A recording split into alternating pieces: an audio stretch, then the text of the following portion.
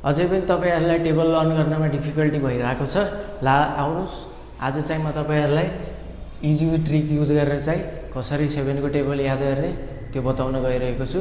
अब तपाईहरुले स्कुलमा नर्मल वेमा यसरी पढ्नु भएको होला, म यही वेलाई चाहिँ यो इजी ट्रिकमा चाहिँ युज गरेर लर्न कसरी गर्ने त्यो बताउन गइरहेको छु। अब सबभन्दा पहिला तपाईहरु के गर्नुस्, यता 1 लेख्नुस्, त्यसपछि 2 लेख्नुस्, 3 लेख्नुस्, 4 लेख्नुस्, 5 लेख्नुस्, 6 लेख्नुस्, 7 8 9 अनि 10 को सट्टा यता हामी बाहिर 0 लेख्छौं। त्यसपछि यता अब 0 लेखौं, त्यसपछि 1 लेख्छु, त्यसपछि 2 लेख्छु, अझै यो 2 लाई म यता रिपिट गर्छु 2 3 4, अझै त्यो 4 लाई रिपिट गर्छु 4 5 6 र एट लास्ट 7। ल इजी ट्रिक युज गरेर चाहिँ हाम्रो 7 को टेबल चाहिँ सर्ट तरिकाले बनि पनि हाल्यो।